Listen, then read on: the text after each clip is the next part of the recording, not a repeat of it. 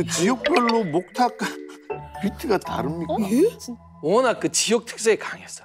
영남과 호남이 네. 정말 다른 특색이 있어가지고 이제 뭐 통도사나 해인사 쪽의 연불과 송광사, 백양사 쪽의 연불이 마치 이거는 이제 진짜 어디서도 들었어. 좀 다르거든요. 네. 예를 들면 통도사, 경상도. 통도사 해인사 쪽. 경상도 쪽이에요. 네, 경상도. 쪽이면 이제 아하반야바나밀다 신경한자제 보살랭신반야바 다시 죽여놓 이렇게 네. 좀 빠르죠. 그럼 이제 호남으로 송강사나 백양사 오면 이제 이게 좀 더 좀 느립니다. 아하반야바나밀다 신경한자제 보살 인심반야바 다시 이게 차이가 납니다. 저는 이제 백양사하기 때 호남이거든요. 네. 통사를 갔다 그러면 이제 이렇게 절을 하고 일어나는 저희의 의식들이 있는데 네. 확실히 빠른 거예요. 한 4분 빨리 끝나는 것 같아요. 와, 4분이면 꽤 빠른데 이게? 힘이 빠르네. 처음에는 혼자 이렇게 나의 칠로 가만히 있어 벌써 일어나 계시죠. 템포가 다른 거지. 근데 그것 때문에 지금은 많이 진짜 정말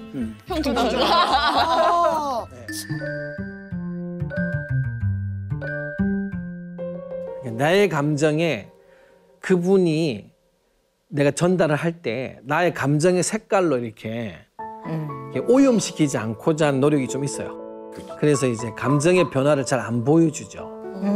상대에게. 종교인분들은. 감정 변화를 불편하게 느낍니다. 네, 감정을 막 뜨는 거나 나는 거나 다. 그래서 이제 가까이 있는 사람에게 감정을 자꾸 표현하려고 하는 것은 늘 영원한 숙제입니다.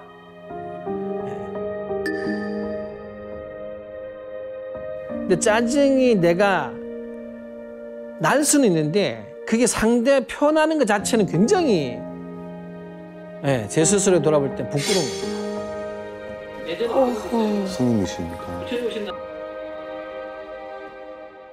예전에 어떤 일이 있었냐면 부처님 오신 날에 이제 관불이라고 해서 아기 부처님 탄생불에게 목욕을 시켜드리는 것이 이렇게 물로 이렇게 향탕수를 만들어서 이렇게 목욕을 시켜드리는 의식이 있는데 너무 다 바빴는지 물이 안 채워져 있는 거예요.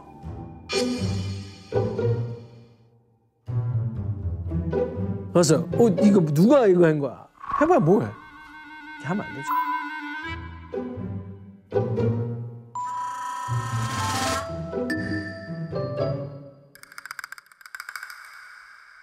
가장 저한테 많이 제 감정을 드러내는 사람이 우리 종무실장. 영원한 나의 숙제죠.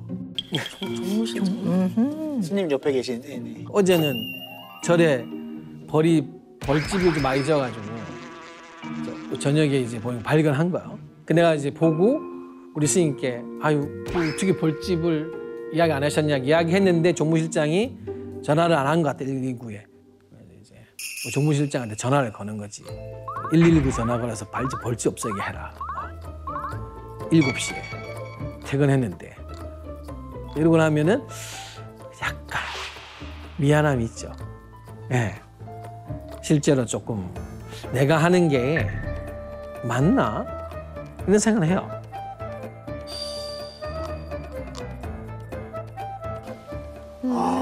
근데 또 우리가 봤을 땐 너무 당연한 얘기 같은데. 그러니까 근데 이 일을 또 보셔야 되니까. 와.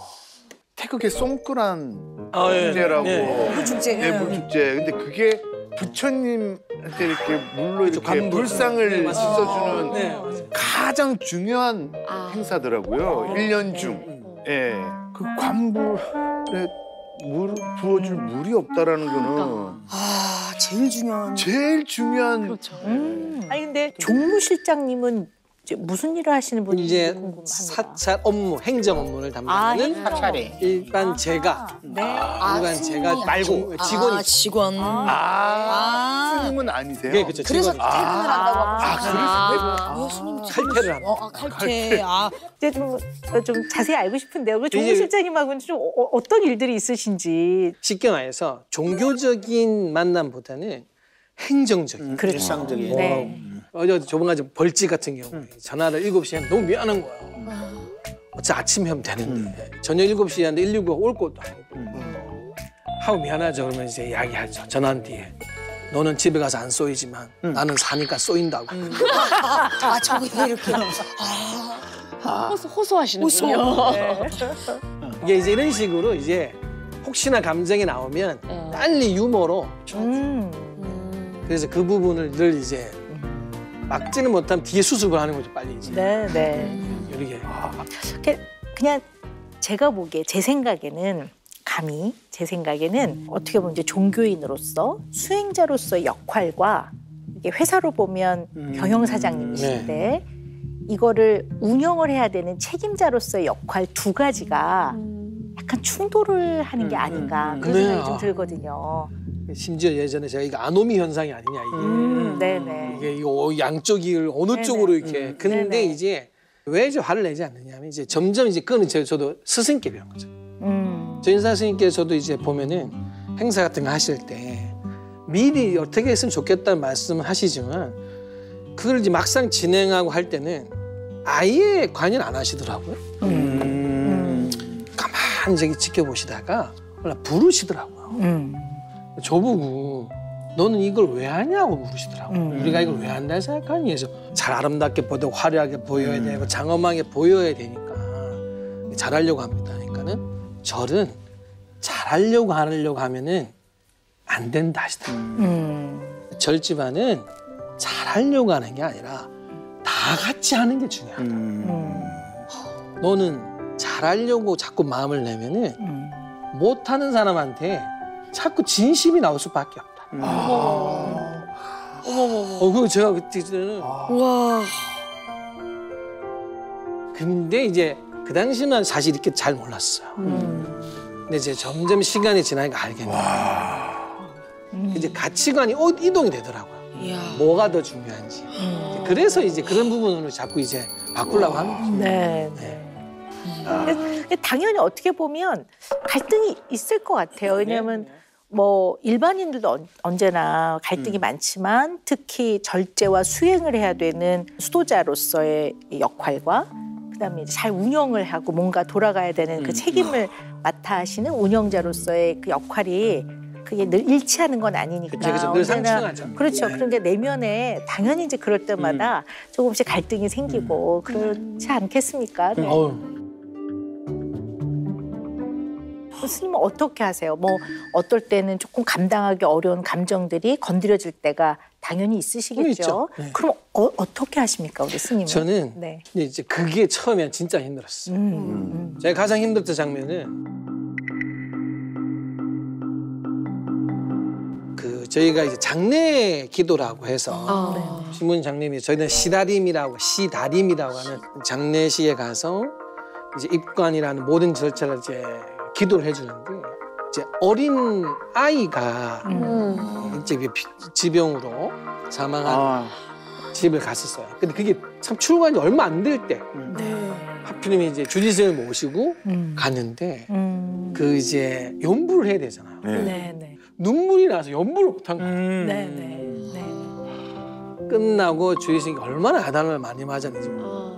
왜냐하면 우리는 아무리 슬퍼도 연불당을 통해서 그분들에게 종교적인 위안과 또 다른 좋은 새로운 삶의 길을 가고 있음을 이렇게 우리가 당당하게 지켜줘야 된다. 네가 울면 어떡하는 거야. 그래서 정말 그 경험을 한 뒤에 늘 힘들지만 연불하는 걸로 전환을 하려고 하는 이제 연습을 많이 하죠. 가장 그런 부분들이 가장 힘듭니다. 그러니까 의사들도 좀 비슷한 부분이 있어요. 네. 그러니까 이제 응급실로 환자분이 실려 오셨는데 너무 가엾고 이제 그런 경우들이 있죠. 근데 의사가 거기서 울고 있으면 안 되거든요. 우리는 네. 우리의 역할을 해야 되는 거거든요. 우리는 그치. 생명을 살리는 게 우리 역할이기 때문에 그때는 굉장히 냉정해져요. 근데 냉정하다고 해서 의사라는 사람 자체가 냉정한 게 아니거든요. 왜냐하면 이제 가끔 저희는 이제 사망 선고를 해야 될 때가 있거든요. 의사가 반드시 사망 선고를 의사가 해줘야 되거든요. 그럼 시간을 딱 보고 그쵸. 사망하셨습니다. 그러면 그냥 아주 담담하게 저희는 아주 그 사무적으로 해야지 거기서 막 울면서 손을 잡고 그렇게 한 저희 역할이 아니기 때문에 사망하셨습니다. 뭐 이렇게 얘기할 때 사실 환자분의 안타까움 때문에 속으로 울지요. 그러나 이제 저희들이 거기서 막 울거나 감정이 동요가 되면 생명을 살리는 일을 제대로 할 수가 없어요. 박사님 말씀을 들어보면은 이제 이 영혼을 분명히 편안한 곳으로 이끌고 있어. 라는 그 확신이 슬픔보다는 이거를 이제 그렇게 이끌어줄 수 있는 자기 종교성으로 전환을 하는 거기 때문에 의사분들께서 그런 의학적인 부분으로 전환을 해서 마음을 돌리는 것처럼 네. 거의 비슷한 것 같은 생각이 드네요. 네. 그게 이제 굉장한 절제와 참음 이제 이런 것들을 그대로 표현하는 건데요. 또 어떤 면에서 봤을 때는 다른 사람들이 봤을 때 표현을 안 하면 내 마음을 아나? 뭐 이렇게 조금 또 받아들이는 면이 있지 않을까? 뭐 그렇게 생각이 되는데 그럴 때도 있으세요? 그런 그렇죠. 얘기 들으실 이제 때도 있으세요? 네. 충분히 내면적으로는 정말 간절하지만 간절한 표현하지 않는 거기 때문에 스님이 이거 별로 뭐 안 필요하신가 보다 라고 우리 스님은 우리를 그렇게 좋아하지 않아. 그리고 늘 이제 잘 웃고 다니니까 우리 스님은 인생에 괴로움이 없다. 우리 스님 뭐 별로 네. 괜찮은 걱정이 없다. 인대가 끊어져도 이러한 감정이 표현되는 것에 대한 절제와 방향 전환을 늘 많이 하기 때문에 박사님 말씀한 대로 오해는 충분히 그렇죠. 네, 사고 네, 네. 근데 그럼에도 불구하고 요거만큼은 나의 어떤 감정의 동요를 딱 일으키는 그런 상황이다. 그래서 요거는 내가 좀 가능하면 좀 피하려고 애쓴다. 뭐 이런 게 좀 있으세요? 저는 이제 이게 특히 부모님 정말 제가 아직도 넘지 못한 벽이 있습니다. 네. 어머님과의 전화 5분 네. 출가 후에도 어머님과의 전화는 5분이 벽입니다. 네. 5분을 넘어 통화를 하기가 불편합니다. 네. 아무래도 가족과의 부분은 영원한 숙제 같아요. 네. 감정적으로. 네. 그래서 감정적으로 오히려 가족에게는 훨씬 더 냉정하고. 내가 이게 설명하다가 감정이 계속 여기에 올라가니까. 이제 이입이 되면은 수행이 안 되거든요. 네. 그러니까 평정심이 좀 깨져버리죠. 무너질 것 같으세요. 그래서 그게 가족이, 특히 부모님, 네, 부모님이 최고인 것 같습니다. 그 어머님이 전화해서 뭐라고 보통? 아니 저희 어머님은 뭐 오늘 막 이 방송이 나간다. 네. 갑자기 뭐 얼굴이 조금 더 야유해진 것 같다. 절대로 그렇지 않다. 네. 뭐 밥은 드시냐? 삼시세끼 꼬박꼬박 공양조보살님 해주시고 네. 오늘 조화로 법회를 했는데 신도가 많이 왔느냐? 무슨 관계이십니까? 오늘? 부모님 마음에서 다 똑같은 그쵸. 거예요.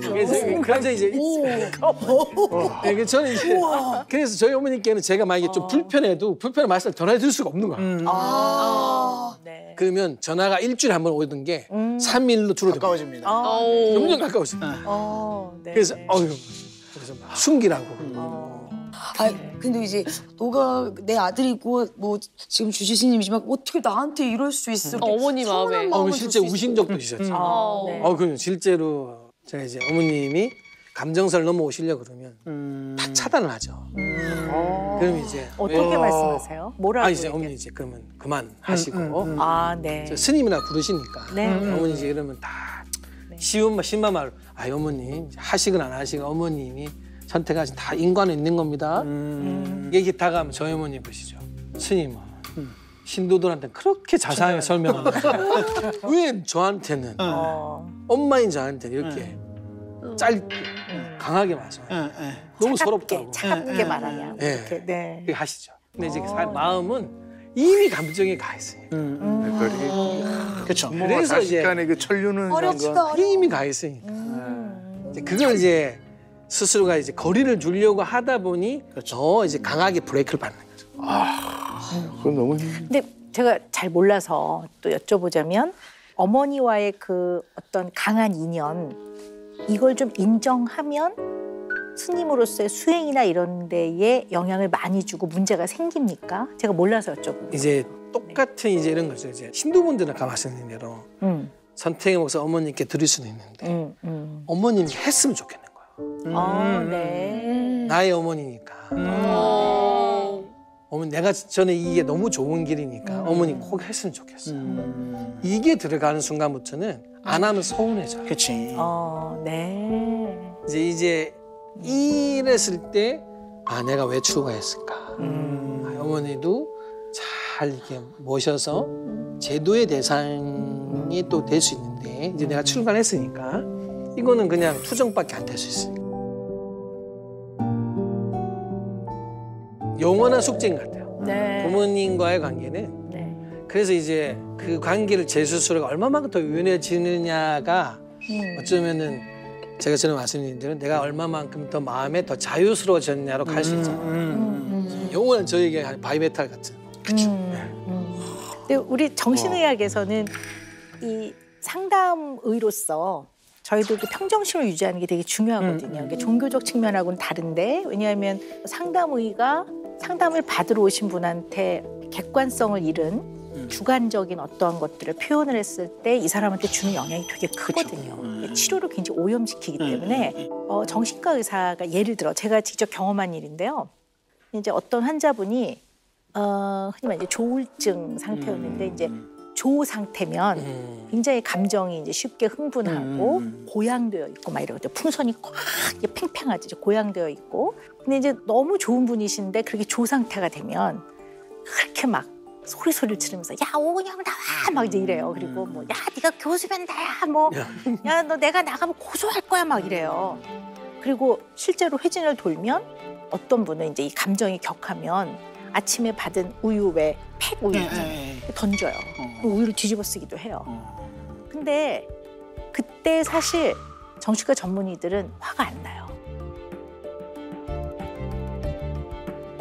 화가 안 나는 이유는 우리가 인간적으로 뭐 대단한 사람이라서가 아니라 그 환자분이 갖고 있는 질병을 많이 이해하고 있기 때문에 질병의 증상과 그 병의 원인을 이해하고 있기 때문에 저희들은 언제나 어떻게 배우냐면 최고의 공감은 잘 이해하는 것으로부터 시작이 된다. 그러니까 공감이 엠퍼시라고 하는데 정말 제대로 된 엠퍼시는 공감이라고 하는 엠퍼시는 그분의 어려움, 증상, 병의 원인을 제대로 언더스탠딩 했을 때 거기서부터 공감이 쫙 나온다는 걸 저 언제나 배우고 수련받으면서 배웠었거든요. 그래서 결국 이제 몇 주가 지나면 증상이 많이 가라앉아서 퇴원을 하실 무렵이 되면 교수님 제가요. 뭐라고 말씀드려야지만 이게 그분의 인간적 본연의 모습이라고 보니까요. 그래서 제대로 이해하는 것, 제대로 언더스탠딩 하는 것이 가장 최고의 공감이다. 저는 이제 늘 그렇게 생각을 하거든요. 네, 정말. 네. 저는 이제 박사님 말씀을 들으면 들을수록 계속 이제 이 경전 이렇게 나왔었는데 경전에 불경에 저런 게 있는데 행위와 사람에 대해서 모든 게 불성이라고 불경 표현하는 게 그 사람의 존엄성 모든 너와 나 속에서는 똑같이 존중받아야 되고 가치라는 것이 있다라고 보고 대신 이제 그것이 어떻게 표현된 사람의 성품에 달했다. 무조건 저 사람도 나와 같이 살아야 되는 사람이다. 라고 저희는 표현을 하거든요. 근데 이제 박사님이 이제 질병과 그 사람 본연의 인간의 존엄성을 분리해서 보신다는 게 굉장히 저는 이제 들으면서 이 생각이 계속 났었어요. 저는 이제 종교적인 해석으로 이제 하는 부분들인데 이런 부분들 심리적으로도 충분히 어떤 영향을 줄 수 있고 저희가 행동을 어떻게 해야 되겠다라고 하는 부분들이 저는 굉장히 큰 도움이 됩니다. 오늘 뭐 쏟아집니다. 와, 오늘 배워야 될 게. 와, 이거 네, 그래서 우리 이제 스님이 이렇게 점점 더 지금도 물론 너무나 성숙하시지만 더더 이제 이런 참선과 수행의 과정을 통해 더 성숙이 되시면 어머니께 좀 더 시간을 하래도 네, 그 근원이 흔들리지 않는 마음의 흔적을 남기지 않는 네 그렇게 돼서 어머니와 한 10분 통화를 하셔서 마음의 평정심이 유지가 되는 날이 곧 오실 거라고 아유, 저는 네, 생각을 합니다. 와.